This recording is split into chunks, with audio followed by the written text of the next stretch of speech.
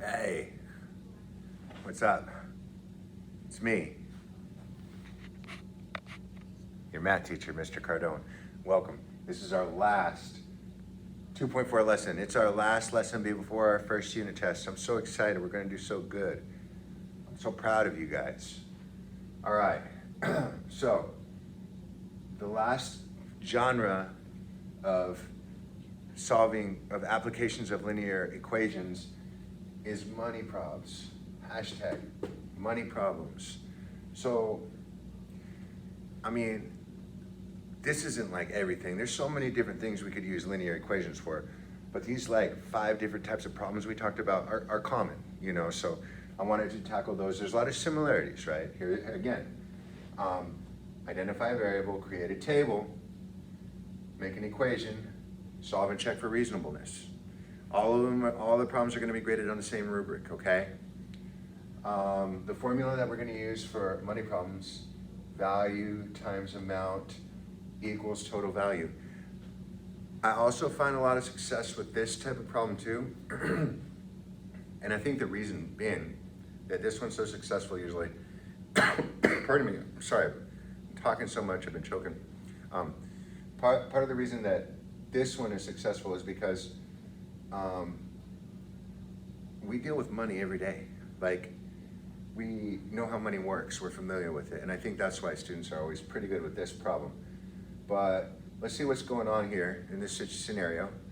We'll identify a variable, do our stuff. All right, Barnabas has 44 coins. He has pennies, dimes, and quarters. Those are the types of coins that he has. He has the same amount of pennies and dimes. The value of all of his coins is $4.37. How many of each coin does he have? Okay, so the good thing about like when we fill out this table is we know the value of a penny, a dime, and a quarter. Like that's gonna be easy to fill out. And the question is where our variable is gonna come from. How many of each coin? Well, how many pennies? How many dimes? Let's see. So if we don't know how many pennies, why don't we start by calling that X, right? And here's some more information. It says he has the same amount of pennies as he does dimes. So let's call the amount of dimes X, right? Let's call the amount of dimes X as well. Now, it doesn't say that there's the same amount of quarters. If we did, that would be easy. That would be X also. But we do know that there are 44 coins total. So that's where this expression is going to come from. There are 44 coins total. And X of them are pennies. And another X of them are dimes, right? So we have to take away those two X's from the 44. What does take away mean? What does take away in our word bank for math, converting the English language to math? It means minus, right? So what's the expression that's going to go here for our amount of quarters? 44 minus those two X's. That's what we're going to have there for our expression. That's the hardest part of the whole thing. The rest of it from here is not that bad. What's the value of a penny? As a decimal, we would say its value is 0.01, right? What's the value of the dime? 0.10, 0.10. I'm just going to call it 0 or 0.1, okay? If you're comfortable putting the 0 in front, you're fine with that. That's cool. And the value of a quarter is 0.25. I guess I'm comfortable putting the 0 in front. I'm going to do the same. All right, 0.01 for a penny, 0.1 for a dime, 0.25 for a quarter. Okay? Got it? And how do we get the right column all the time, every time? Well, we multiply. So, for the total value of my pennies, 0.01x. For the total value of my dimes, 0.1x. And for the total value of my quarters, 0.25 times 44 minus 2x. This is awesome. Now, I want to talk about this formula, value times amount equals total value. And I want you to understand why that makes sense. Like the value of a quarter is 0.25, right? So if you take 0.25, and let's say you have 3 quarters, well, 0.25 times 3 is 75 cents, right? 0.75. So it's the value of whatever denomination of money that you have times its amount gives you the total value that you have from that particular denomination, right? So you really should, that formula, because we deal with money all the time, should make more sense to you, I feel like. Hopefully it does. Now, we need to come up with the equation, just like we always do. We're not gonna set them equal this time. I want you to think about it. What part of the information have we not used yet? The value of all of the coins is $4.37. Well, this expression here gives me my value from the pennies, and this expression here gives me my value from the dimes, and this expression here gives me my value from the quarters. So if I add those 3 up, it's going to equal, I feel like I'm losing my voice. I'm sorry. Talking so much, I'm not used to it. I was quiet all summer long. So, sorry, I have ADD too, I apologize. This plus this plus this adds up to my total value of all my coins. I'm going to erase this. I think we have that, okay? So,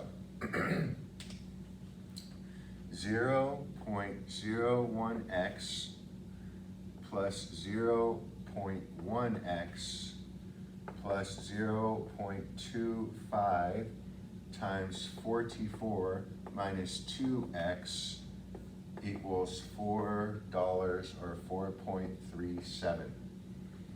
Okay, so I am going to distribute first, like I always suggest that you do. So 0.01x plus 0.1x plus, let's see, 0.25 times 44. Well, that's going to be 11, right? Minus 0.25 times 2x is going to be 0.5x equals 4.37. All right. Now I'm at the point where I'm going to combine like terms. So I have a 0.01x plus a 0.1x. And from there, I'm going to subtract 0.5. So this would be 0.11 minus 0.5x, which equals negative 0.39x plus 11 equals 4.37. Oh, now I'm almost done. I got 2 steps. I need to get rid of this 11. I need to move that over. So minus 11, and I don't want to mess up. I'm going to use my calculator here. So 4.37 minus 11, so equals negative 6.63. And then negative 0.39x equals that. One last step. It looks like it might be negative, but you know you can't have a negative amount of dimes or quarters. But look, when we divide a negative by a negative, it's going to be positive. So it's negative 0.39 divided by 0.39. And I get 17. So x equals 17.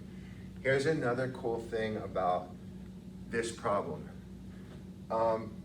You can't have a decimal amount or a fractional amount of coins, right?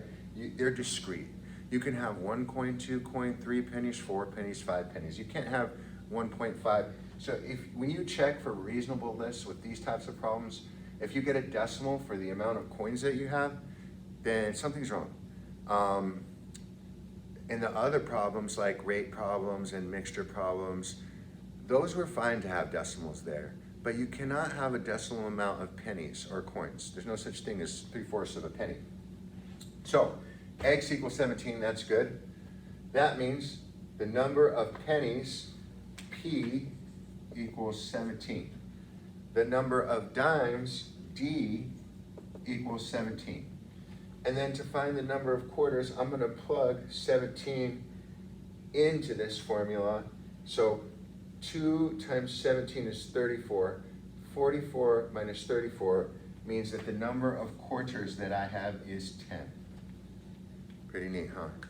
Everything worked out.